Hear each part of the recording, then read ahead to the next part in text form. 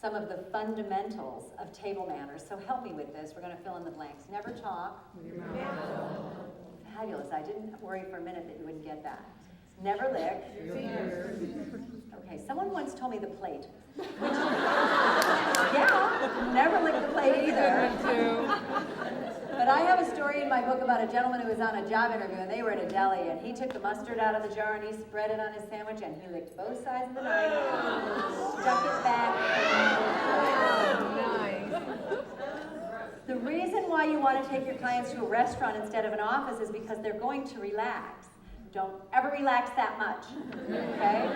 Never lick anything. Never pick your nose. Okay, and I've also heard never pick up the check too. I don't know what it is with the check here, but never pick your teeth at the table, and also never apply eye drops, blow your nose, any kind of medicine. I know someone who takes those little life packs and he opens up the packet and he places them all out and he eats them throughout the course of the meal.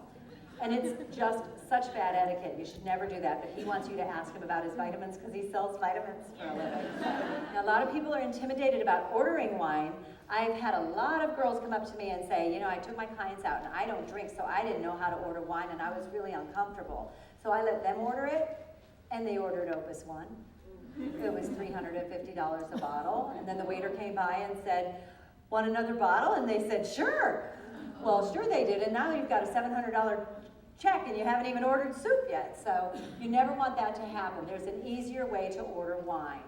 And you give your clients a chance to participate. You have to define your clients' needs and then provide the solutions for them. And what we really want to try and go for is what I like to call wow results. Wow result, I have a little restaurant here where I live called Chandelier. It's an Indian Mediterranean restaurant.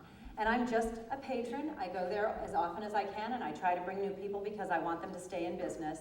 And one day the owner, Gaurav, said, oh, hang on, your table's not ready yet.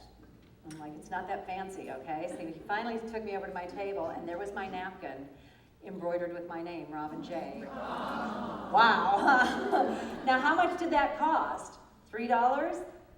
The impact is so incredible. I told him immediately, I have to go tell everyone about this. It was such a small gesture, but it meant the world to me because it made me feel special. So when my father came from Cleveland to visit me in Las Vegas, where did I take him?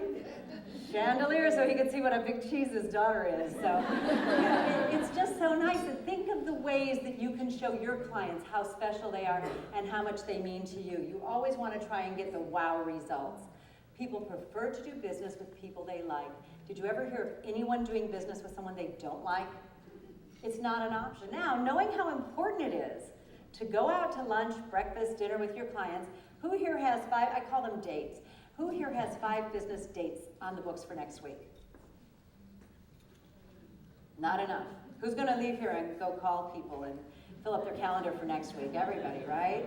Okay, now why not? If you know that this is such an easy way to have success, such a strong, positive way to build your success, why not? I think it's fear of criticism, and anyone who's ever read Think and Grow Rich from Napoleon Hill understands fear of criticism is one of the 7 strongest fears in the world.